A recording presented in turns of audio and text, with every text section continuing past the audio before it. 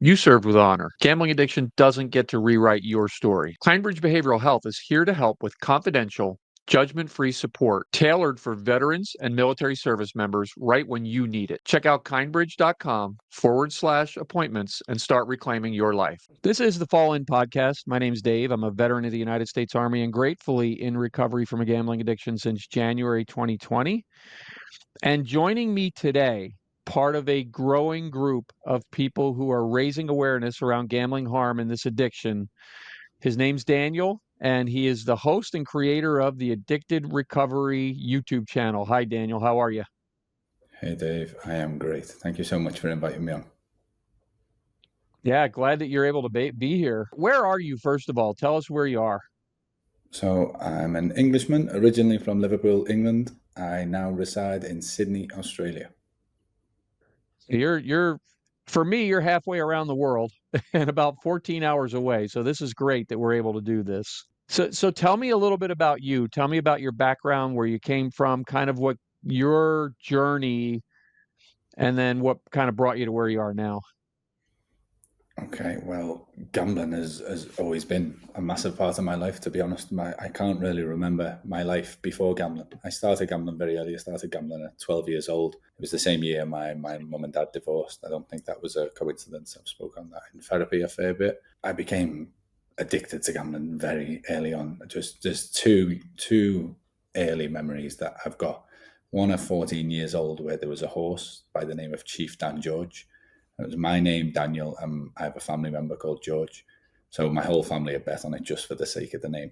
And I remember being in my mum's living room. There was about 6 or 7 of us all watching this horse race, and it was miles behind. Like the jockey was whipping it. It was finished. It was miles so far back, like we'd all give up on it. And I actually found out afterwards the in-running odds on Betfair, one of the gambling websites, were 999 to 1. That's how far back in the field it was. Jockey somehow got it going, came through, won the race. Obviously, we didn't have the odds of 999 to 1, and I was 14 years old, so I probably had £1, £2 on it. I can't remember. What I do remember is just the euphoria, the whole family in that room, everyone celebrating. It was dead and buried. The bet was gone, the horse was finished, and it came back.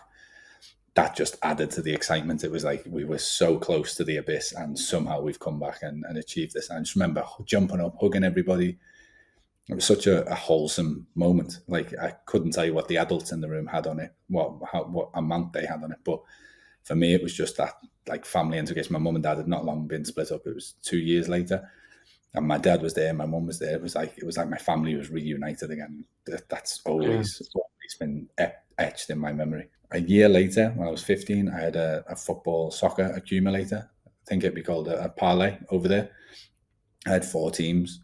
And 2 of those teams I had down as draws, and the other two that I had down as wins were okay. They come in, and then the other 2 games, one team was winning one way or the other. Basically, both games I needed a goal, and a soccer game is 90 minutes long. In the 89th minute of one of those games, the goal came in for me, so I had 3 up, and I just needed this last one. The 93rd minute, the 3rd minute of stoppage time, I still remember it to this day. Wolverhampton Wanderers versus Coventry City, 2-2. They scored in the 93rd minute. So again, similar to that memory from 12 months earlier, I was out. I was dead and buried. The bet was gone, and it came back last minute. And the difference is, this was an isolated incident. This was just me. I had £1 on it, and I won £140. It's the most money I'd ever seen at that point, 15 years old. I can't remember how I placed the bet and how I collected the winnings. My dad used to take me into the bookmakers around the corner, so can't remember if it was my dad that I did it with. I can't remember the person I did it with, but I remember the money being in my hand, and I was like, wow. I think those 2 memories, plus the fact my dad wasn't addicted to gambling, has never been addicted to gambling, but he liked a gamble. He liked the bet. I think I associated the gambling with a way to still connect to my dad once he left when I was 12. So I think there's a lot more than just the wins that led to me literally led to my life literally revolving around gambling. My first big win, my big life-changing win at 19, I was playing roulette online on Betfair, and I always just, whatever colour it was, red or black, I always just bet the same colour again. And I'd had a good run. I was up to £1,000 to spin, so I was putting £1,000 on red or black, whatever the previous colour was. And I had a run of 12 consecutive blacks. I had a little bit of a run before that and a little bit of a run after that, and I ended up with £20,000. So at 19 years old, my salary, I was making £4.82 or £4.92 an hour. My year's salary was like £12,000. I just won £20,000. I remember that euphoria. Oh, it was just, I'd had the online account from when I was 17, so I wasn't verified. So to withdraw that money, I had to jump through a few hoops and end up withdrawing it via PayPal. So it was taking a long time to get to me. And I just remember every day, wake up, refresh balance. Oh, it's not there. Refresh balance. It's not there. For those 6, 7, 8, 9, however many days it was, while that money was in transit, I was just on top of the world. And that was the safest place that money could be, like in transit where I can't access it. Because the morning it finally arrived, I remember refresh balance. Oh my God, I've never seen this much money in my life. I was the car I was going to buy, the cruise I was going to take my girlfriend on, just all these thoughts in my head. I was like, this is it. I'm set. I'm going to be able to retire soon. I'm 19 years of age. At 10 a.m., I discovered this money. I was in work at 2 p.m. that day. I worked in a gym. My shift started at 2 p.m. that day. By the time I went to work at 2 p.m., I didn't have any of it left. It had all gone. Looking back, I feel my mindset was always, I started with this much and I won 20,000. I won this much. If I start at this much, imagine what I can turn that into. So I think it was originally just let me just see if my luck's still in. I'll go back on roulette on Betfair and just see what I can do. And yeah, within 4 hours, I'd given the whole thing back. Just I remember being in work like a zombie that day.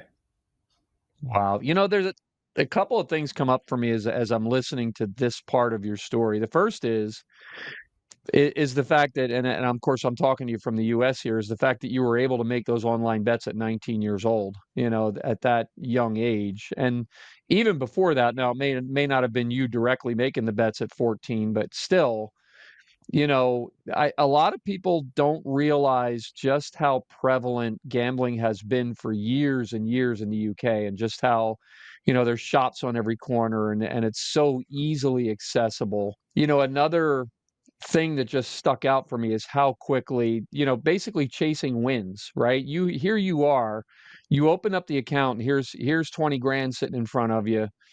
And the first thought that goes through your head is, well, if I can get 20, I can do more, so let me do that. And within what, 4 or 5 hours, it's gone.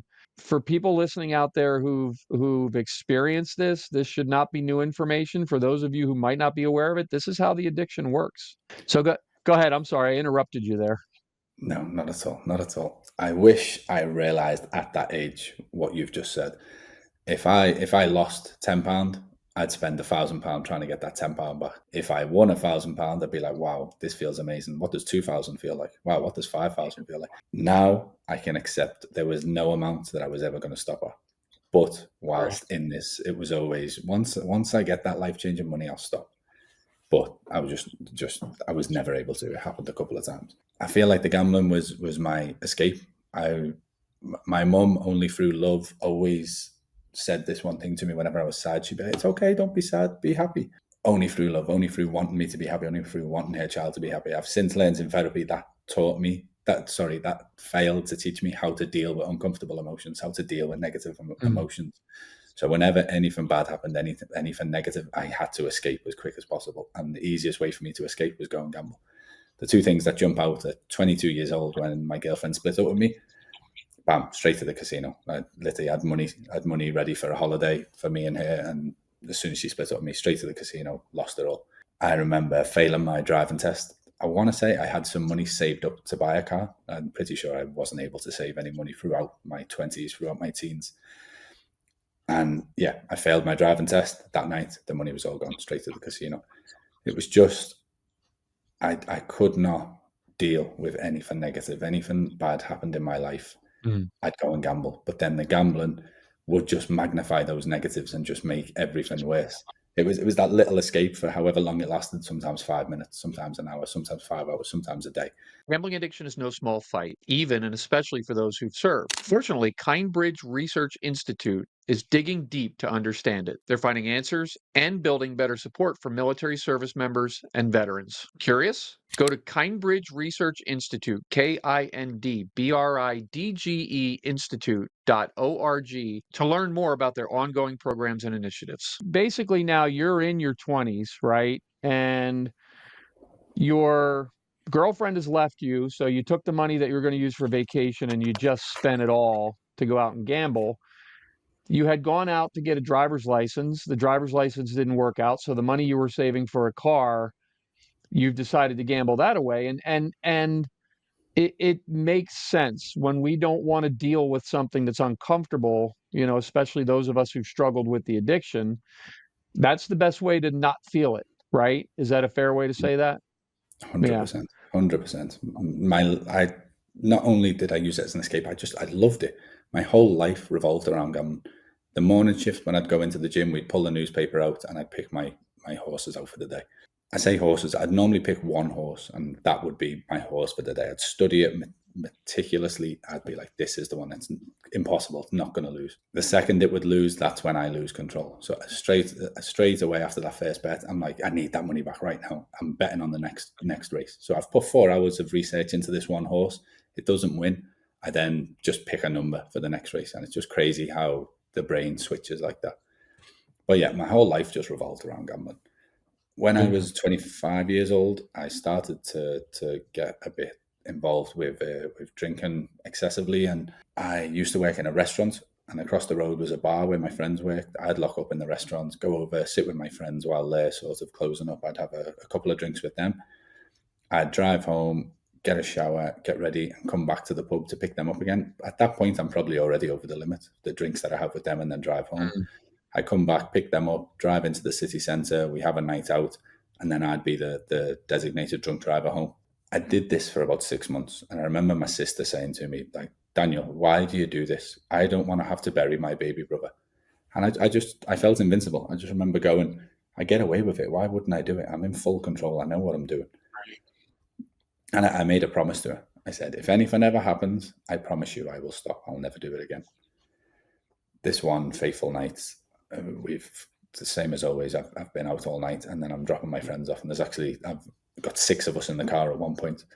I drop one person off. There's 5 of us. We're going back to my mum's house. My mum's away on holiday at the time, so I'm taking everyone back to my mum's house for a party.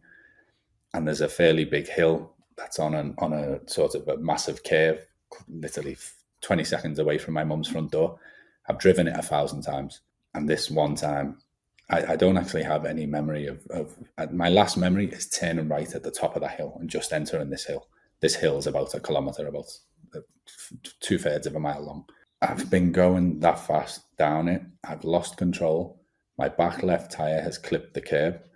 I've been going that fast that the car has actually flipped up onto the left-hand side. So it's now going down the hill, scraping along the 2 doors on the left. It's hit another curb in front of it now. It's flipped over onto the roof, and then it's rolled down an embankment. And ironically, it's finished up in the back of a pub. It's hit the back wall of a pub where the car's laid to rest. Like I say, I have no memory of this incident whatsoever, but from the other 4 people in the car, they've gotten out the car, and I'm lying inside the car on the roof of the car, and one of the airbags has gone. One of the airbags has gone off, so there's all like dust and smoke coming up. But they think the car's going on fire, so they're like, Daniel, you need to get out the car now. You need to get out the car. And I'm just in my own little world. Apparently, I said, it's okay. It's okay. Everyone just go back to sleep. Everyone's okay. And I wouldn't come out of the car until the fire service came. They cut the doors off and they pulled me out of the car.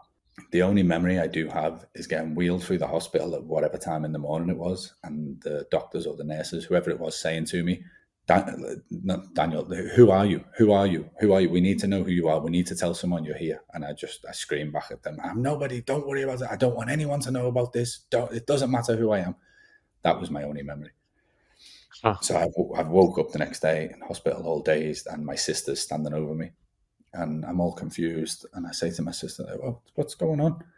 And I look at the bottom of my bed, and there's a policeman at the bottom of my bed. And I say to my sister, "Why is there a copper at the bottom of my bed?" And she's just shushing me. She's like, "Shh, shh, shh, shh. It's okay, it's okay. You've been involved in a crash last night." The second she said those words, it just came flooding back to me. Like the fact I was out last night and I drove, and my heart just sank. And I instantly just said, "How is everyone?" There was 4 other people in the car with me. "How is everyone?"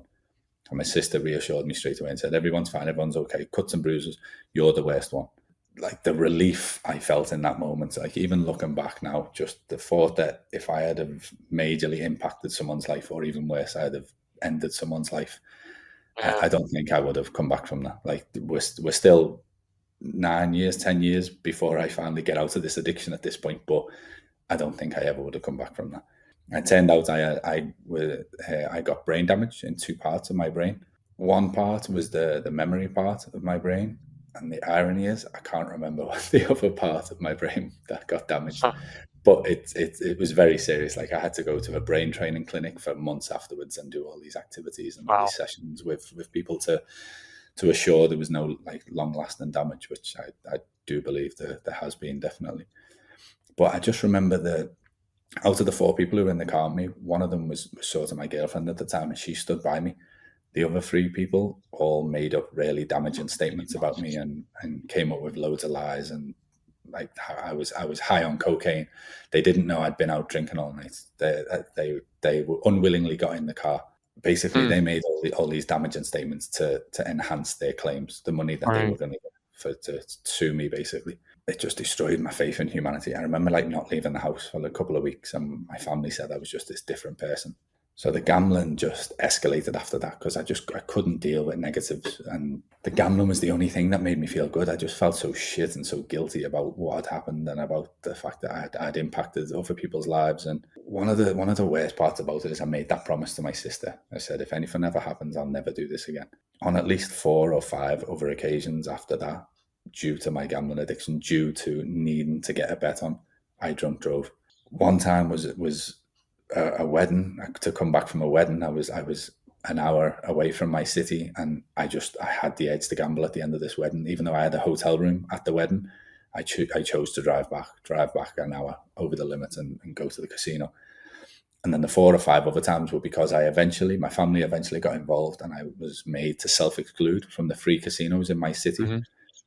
I'd just drive so that my city's Liverpool. I'd just drive to Manchester, the next city over, 45 minutes, Right. an hour away. I'd go out on a night out. The edge would hit me. I'd get in the car, drive to the casino. I remember a couple Right. of times driving there, losing what I had, driving back home, getting more money, and going back again. So, like, just the things I'd do, the depths I'd go to get that bet on, to get that thrill. I can only see it now. I'm out the other side.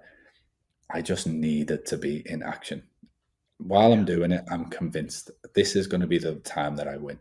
Doesn't matter. I've lost 20,000 times before this. This is going to be the time when I turn it all around. I buy everybody's forgiveness and I can stop. That was always my mentality while I was doing it. Looking back, I can see that I was just addicted to the gambling. It was never about the Mm. money. The only thing the money did was create a bigger thrill. So I'd get that big win. Right. So then a £10 bet wouldn't give me that thrill anymore, because I'd had that big win and knew what that felt like. I needed to put my money on just to get that thrill, just to get that buzz. So the money was part of it, but I wasn't gambling to win the money. I was gambling to just get that bigger thrill and get that Yeah. the biggest euphoric hit as possible. But yeah, I like the person I was when I was the person I was. I say when I was gambling, I gambled my whole life. The person I was when I needed to put that bet on, when I needed to scratch that itch, was just not the same person that I was. It just made me do things that I'm so embarrassed about. It's like Yeah. if I heard other people did do these things like outside of a gambling addiction, I know I'd be judging them, but I did them myself. Like I started at 26, a year or 2 after that car incident. I ended up moving to a different restaurant, and I was in charge of money now at this restaurant. So I had cash up, and then it'd be my job to put the money in the safe, do all the takings and put the money in the safe. And I had this genius idea to keep £1,000 out. I'll put everything else in the safe. I'll get in a taxi, go to the casino. I'm just going to do £1,000, red or black, whatever the previous colour was when I get there. I'm just going to put it on. Win or lose, I'm leaving. The taxi's going to be waiting for me outside, straight back in the taxi. I did it. I remember 20 black, it actually came in. And for the first ever time, I did what I said I was going to do. I stuck to the rule that I set. I stuck to the guidelines. one spin, won, went, cashed it out. The taxi was still waiting outside for me. Got back in the taxi, went back to the restaurant, put the original 1,000 back, or just put the original 1,000 in the safe for the first time. Because once it was in the safe, I couldn't get it back out. It was time locked. And then I had £1,000 to myself. Couldn't tell you what I did with that £1,000. Most likely gambled it. Because a week later, I did the exact same thing. Again, it came in and I stuck to it. I did what I said I was going to do. One spin, it came in, left. Obviously, 2 times wasn't enough for me. The third time I've decided to do this, the scenario was slightly different. I wasn't cashing up in work. I was out on a night out. And again, I've got a jaded memory of it. But I'm guessing I've had the idea to go to the restaurant and take the £1,000 out and get a taxi to the casino. The flaw in my logic to begin with is once the money is in the safe, like I say, the safe is locked. We can't get in. We haven't got access to the safe. Only the general manager, when they come, have access to it. But I'm in the club and I'm dancing. And all of a sudden I start to come to and start to sober up. And I realize the thing I'm dancing to, the beat that I'm dancing to, is actually an alarm. And I look around and I'm halfway up the stairs in the restaurant and the alarm is blaring, is going off. And I realized, I'm like, I have come to the restaurant to get £1,000 out of the safe. I've come to do that. But I'm that drunk. I've gone in, I've set all the alarms off. I'm dancing to the alarm. I'm that drunk.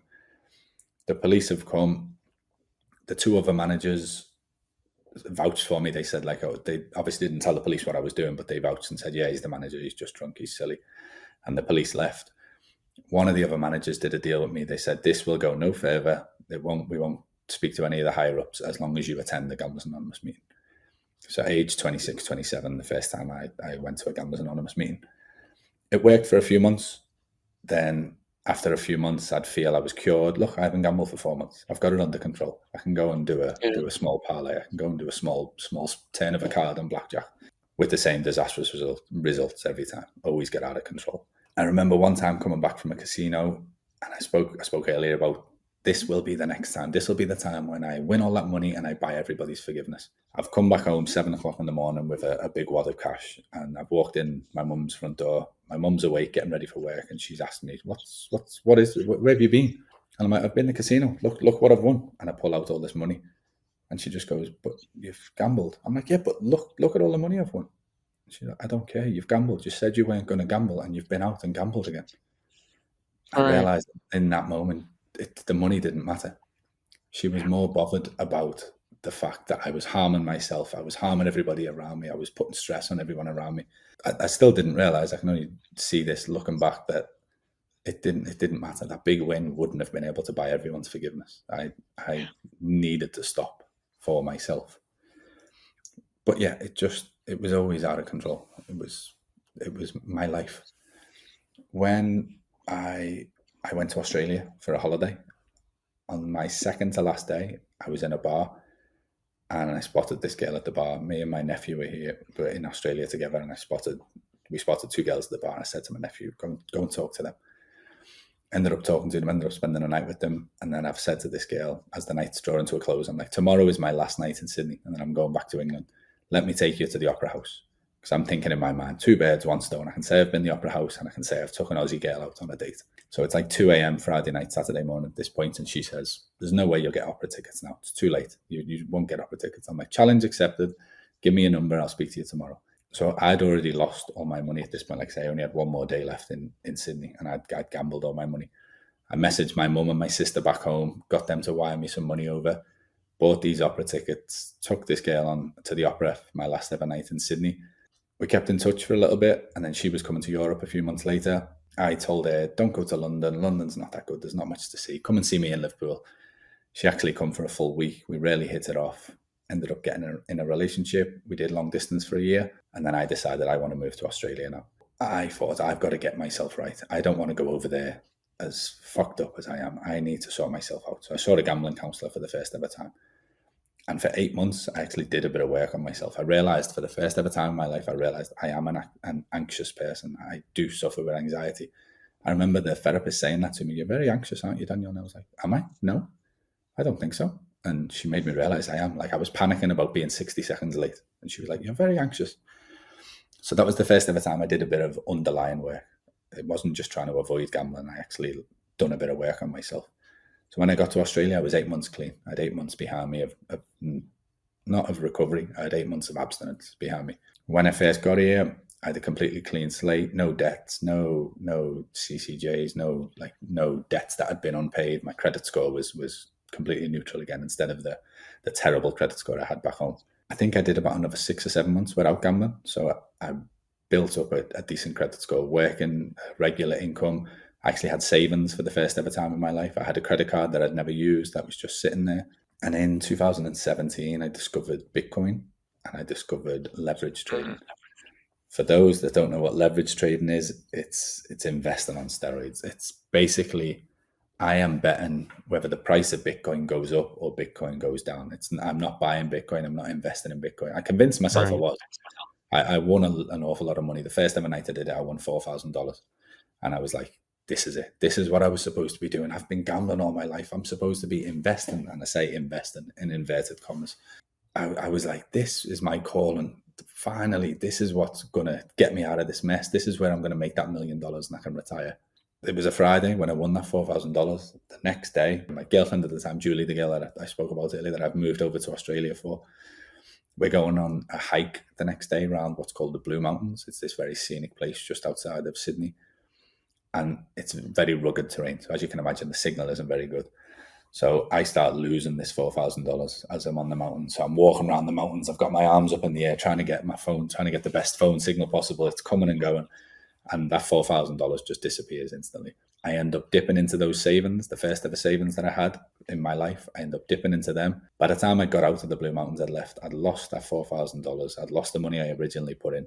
I'd lost my savings and I'd lost the credit card. I'd maxed out the credit card completely that I'd never touched. Well, think again. Are you feeling like nobody understands what you're dealing with? If you're struggling with a gambling addiction or feel like you might be, this app could change everything. Evive is an app that meets you where you're at in your gambling journey. Whether you're just starting with gambling, you're feeling like it's becoming a problem, or you're ready to leave it behind. This app provides insights and resources for every step in the journey to help you define and understand your gambling habits. There's help and hope available, and Evive is a great place to start the journey. Check them out today and redefine your relationship with gambling. Only available in certain locations. Just within 24 hours, it just came flooding back.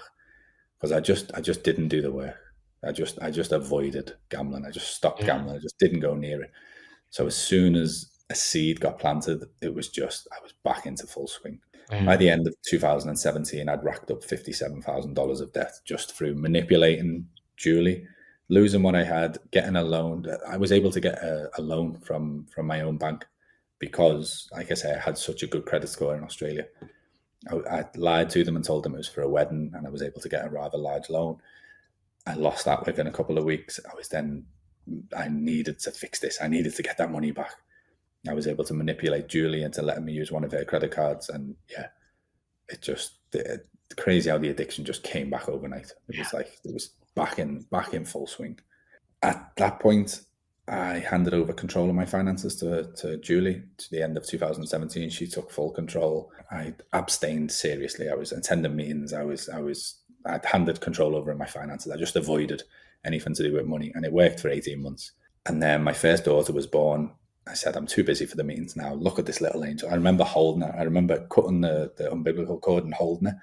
And I just remember thinking, I'm never going to gamble again. Look at this. Look at this miracle that I have in my hands. I'm never going to gamble again.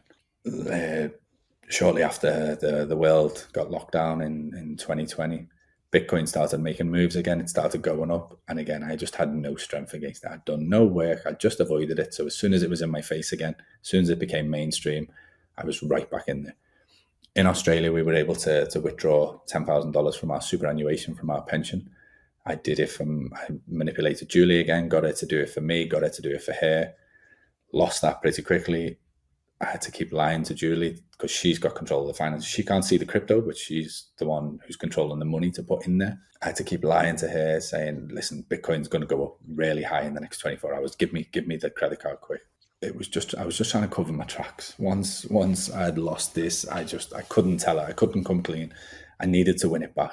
And just crypto's the way I'm going to win it back. It was just horrible. Just again, the person that I become when I needed to scratch that itch. Like I was convinced at the time, I'm not doing it thinking like fuck you, Jill. I don't care what you think. I'm going to do this bet. I'm thinking, I need to get myself out of trouble here. I can get myself out of Yeah. trouble and I can get Julie's forgiveness. But I'm just digging the hole deeper and deeper. And all I had to do was put the shovel down. I just couldn't. By the end of it, like I remember the final night. I'm six figures in the red at this point, and I've woke up at 2 o'clock in the morning on a Friday night. Just in case Julie wakes up, I don't want her to see my phone screen. So I go downstairs to the couch and I start playing about on the leverage trading. And I had a really good run. Like I was doing 100x leverage at this point. So if Bitcoin went up 1%, I doubled my money. If Bitcoin went down 1%, I lost everything. And for those who don't know crypto, Bitcoin can swing 10% in a day. Never, like it's so volatile. It was just gambling on steroids, and I was convincing myself it was investing. I had a really good run, and I almost had it all back. About 5 o'clock in the morning, I'm due in work at 6 o'clock Saturday morning. It's about 5 a.m. And I remember thinking, wow, I'm a few $1,000s short here. I've almost got it all back. Once you get it all back, you can stop. And there was a voice in the back of my head that just went, you won't stop. It was my own voice saying it to me, you won't stop. But I just ignored it, just carried on what I was doing. This was the Saturday. By the Tuesday, it was all gone. Lost it all again. Couldn't tell Julie. She's 5 months, 6 months pregnant with our second daughter at this point. I just couldn't do it. I just couldn't break it to her. So I've reached out to my family back home and I've said, like, help me out with this. And I will tell Julie once my second child is born, I'll come clean to Julie. I don't want to put the stress on my wife. I don't want to put the stress on my unborn baby. And my mum takes a loan out in her name and sends it over for me. And she even helps, like, she obviously can't just send it straight to my bank account because Julie can see the bank account and will be like, why is it coming from your mum? She even, her and my brother back home even helped me put it into my crypto account and then withdraw it that way. I pay off the loan. I screenshot that the loan is paid off. I show all my family back home the screenshot. The very next day, I call the loan company and I say, I've made a mistake. I was only meant to make a 1 week payment. I've accidentally paid off the whole loan. Can you please give me the loan back? The money's back in my account a few hours later. I don't need to tell you what happened with it. It inevitably went very, very quickly. I told the people in my Gamblers Anonymous meeting about it, and I just carried on my life for like 8 days, like nothing had happened. Like I was on the verge of like a mental breakdown, but I just couldn't do it to my wife. I just couldn't put the stress on her. And I said to the people in my Gamblers Anonymous group, the meeting was finishing at like 10 p.m. And I said, when I get home tonight after this meeting, if my wife's awake, I'll come clean. I'll tell her everything. So I'm driving down the road and turn right up to my driveway. All the lights are off in the house. And I'm like, yes, I don't have to tell her. I don't have to come clean. Like, it changes nothing. I'm still up shit creek without a paddle, but I can just delay coming clean and being the man for another 24 hours. I can just live this facade for 24 more hours. Walk up the steps, put the key in the door, open the door, and the house that I lived in at the time was a very long hallway straight ahead of me, and then the kitchen at the back of the hallway, and the kitchen lights on when I opened the door. I obviously couldn't see that from the front of the house because it's the very back, and my heart just sinks. I'm like, she's awake, she's in the kitchen, I've got to do it. Walk into the kitchen and I sit down on the dining table. It's like a rectangle shape to the left of my kitchen. She stood at the kitchen sink, and I just say, Julie, I need to tell you something. And then I don't know, like somehow across a 60-second period, I managed to tell her. Probably didn't tell her everything, probably told her as much as I could in 60 seconds. And bear in mind, she's 5-6 months pregnant. She just turns around, has her back to the sink, slumps down to the floor, and just lets out this cry, like this scream. I instantly like push my chair back to stand up to get over to her, and she just screams at me to leave her alone. She's like, don't come near me. Do not come near me. And just that moment, I use still to this day in my recovery that I never, ever want to go to that. That was just the lowest point in my life. I never, ever want to go back to that moment. It was just horrendous. After that, my wife sent me to, you'd expect my wife to kick me out at this point. She didn't. I came home the next day from work. I had the suitcase packed at the door, expecting to be kicked out. She told me, you're going to live with your uncle in North Sydney for 2 weeks. Then you've got a spot in rehab, a 3-week inpatient spot in rehab, complete rehab, and you can come back home when you come out. Your bed will be waiting for you. Just the support that my wife gave me, the stuff that I put her through throughout my addiction of the 6 years that she experienced my addiction in Australia. I had 14 years of the addiction back home in England. But just the fact she's still by my side to this day, and we've got two Yeah. amazing young children now, 4 and 5 years old, I'll forever be grateful. My recovery now is a balance of fear and inspiration. The fear of those moments, that chat, I can Hmm. still look into the left now. I can still picture my wife there, slumped against the worktop. And it's out of my control. She won't let me go and help her. And I know if I go back out there and if I start gambling, it will get worse than that. At that point, I was contemplating, like, we used to live in an apartment block before that house, and I was thinking, I was planning out, I'm just going to take a 10 pack of beer up to the roof, drink the 10 pack, going to video call my family back in England, say all my goodbyes, and then off I go off the 10th floor. I know now if I go back out there, not only will I disappoint my wife and my firstborn, which I did at that point, my second child would now be involved in that as well. And I really don't think I'd be able to come back from the guilt, the remorse, the shame. Just most of my addiction, I only impacted myself. For the latter stages of my addiction, I was impacting a lot more people who were innocent, who didn't deserve to be impacted. And I used the fear of the damage I will do to them, the damage that I will do to myself because of the damage I've done to them, balanced with inspiration. Seeing people like yourself, I regularly attend 3 or 4 Gamblers Anonymous meetings a week. I do them online. It's very convenient for me. Seeing people who've 10 years, 15 years, 20 years of recovery, and they tell me the stories about taking their daughters to the football. And I'm like, I can do that. I can take my daughters to the football. I can be a present dad.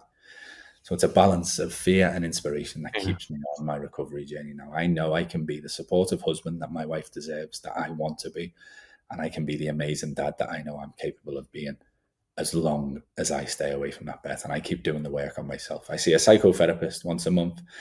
I saw a gambling counselor for about 2 years, and yeah, I attend a couple of Zoom Gamblers Anonymous meetings each week. And I say, working on myself, the project of working on myself is what I'm going to be doing for the rest of my life. There's Mm. no finish line. The finish line is me lying on my deathbed. There's no completion. There's no time when I finally get my people pleasing under control. It's a constant one step forward today, one step forward tomorrow, a step back the next day. That's okay. Just try a step forward the day after. My working on myself is a constant work in progress that I'll be doing for the rest of my life. And I'm completely fine with that. If it allows me to be the husband that I want to be, the dad that I want to be, and the family member to the family that I was born into, that's enough for me. That's what keeps me on this path. Yeah. Isn't it amazing how when you get into the work and you really start doing the work, after a while, it doesn't feel as much like work anymore. Now it just feels like kind of who you are, part of who you are.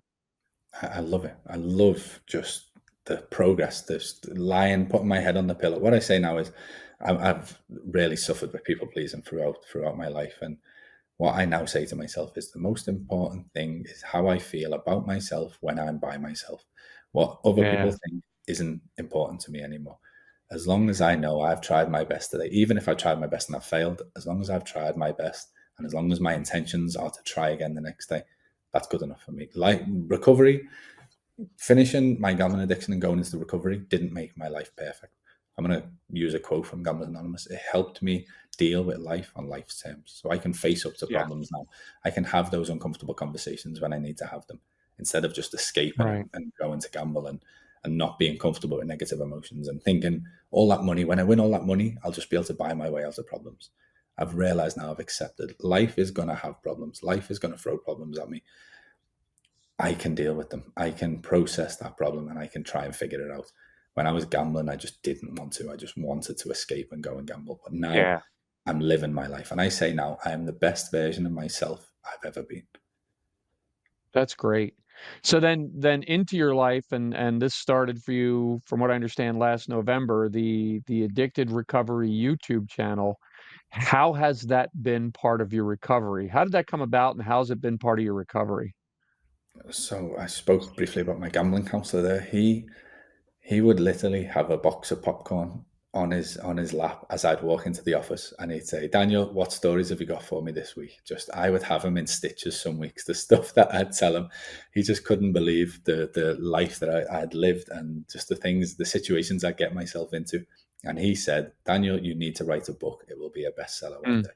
And it'd always been in the back of my mind. I'm like, I do feel I should do something with this 20 years, 22 years of struggle and pain and horribleness, I want to turn it into a positive. And I did always think one day I will write a book. The step that I've never been very illiterate. So just going from not writing a book to writing a book seemed like very overwhelming. And I was never able to start the first line, start the first paragraph, start the first chapter. I had the idea that a YouTube channel would be something that I could ease myself into. Mhm. And yeah, Mhm. it took me about 4 months to finally press that record button. I pressed it, and here we are, 8, 9, 10 months later, and my YouTube journey is the same as what I've just spoke about. As long as my videos get 1% better the next time, then if I try something different the next time, even if it fails, it doesn't matter. Like the first few months, it was all views, likes, shares, just subscribers. I'm now at the point where if once I've edited my video, I do everything myself. Once I've edited my video, if I'm happy with that final product, that's enough for me. If I get the views, if I get a few subscribers, if I help a few people along the way, amazing. That is an absolute bonus. Yeah. But I've never had a Yeah. creative bone in my body, but I feel I've now found it. I love bringing these videos to life. And just the amount of feedback I get, the amount of comments I get from people saying, you've inspired me to start recovery. I'm on day 17 now. I'm on day 24. And then people reaching out saying they're really struggling, and I offer them support, Yeah. and they say I've helped. Just I always did that in my Gamblers Anonymous groups, but I feel like I'm just able to spread it a bit further now. I'm able to sort of spread myself a bit. I could only be in one place in Gamblers Anonymous. On YouTube, 50 people could be watching me at the same time, and I could be helping that many people. So yeah, I didn't start it to help my recovery, but it's helped me so much because again, I get that fear and I get that inspiration. I can see people who are still struggling, and I know if I go back out there, that's what's waiting for me. Seeing people like you, talking to people like you do, speaking to Rob, speaking to Christina, speaking to Adam from the Modern Meeting, just being a part of this cycle now, instead of the cycle of gambling when it's just negativity after negativity after terrible behavior, after damaging behavior. Now it's just sitting here and having these conversations with you, and then knowing people, if one person gets something from this, then that was enough. It was completely fine for me to miss my bedtime and you to get up at stupid o'clock this morning just to help that one person. That's all this is about for me. I love it. I love getting feedback from people and hearing that my lived Yeah. experience is helping them, is scaring them away, and making them realize how bad it can get. And then my advice on what I do in recovery, and they can put it into their recovery and it can help them. I love it. I just love it, dude. Yeah, I remember the first time I was I'm listening to Christina Cook one year. She was doing a talk, and she used the term living my recovery out loud, right? And that's not for everybody. We know that. We know not everybody can do what we do and live our recovery out loud. But those of us that are doing it, like you and like Adam and like Rob and like Christina, we're catching a hold of, if we catch one person each, right? There's 5, 6, 7 people that could get into recovery because of something that we were willing to say. I know for myself, I'm super grateful that you're doing this. I want that there's space for all of us and more. We need more of us out there telling the stories. The only thing I would say is that I say this to everybody: just make sure you're in a place where you're comfortable doing it because everybody's watching. Yeah. So, Yeah. But my mum was the only one watching for the first month, but yeah, no, there's a lot more people watching now. so Daniel, listen, I want to thank you so much for taking the time. I very much appreciate you coming on, telling your story, which, by the way, there was so much in that the hairs on my arm stood up because I can remember the feelings of being in similar position. So thank you so much for sharing that. What I'm going to say is, just to close up here, is that if you're a veteran, if you're anybody out there struggling, you here in the US, you can call 988. If you're a veteran, press 1. You can also use 1-800-GAMBLER. Is there a specific number in Australia that people can call if they're struggling with gambling issues? I don't know it off the top of my head, Dave, but what I do always recommend is gamblersinrecovery.com. All of the Okay. online Zoom meetings, Gamblers Anonymous meetings are listed on there. There'll be one happening right now. If you need a meeting right now, you don't even have to talk on there. You can just sit in, listen to other people's stories and relate to them. Gamblersinrecovery.com, and have a look around on there. Yeah, and I agree. Gamblersinrecovery.com is great because there's meetings all around the world 24/7. And even if you just want to listen to somebody speak, you can tap into that as well. It's a great site to look at. All right, Daniel, thank you so much for taking the time. I'm not going to keep you up any longer. You can get to bed now and get some rest. I like to say this because this is the Fall In podcast and we've reached the end. So I'll simply end it by saying dismissed.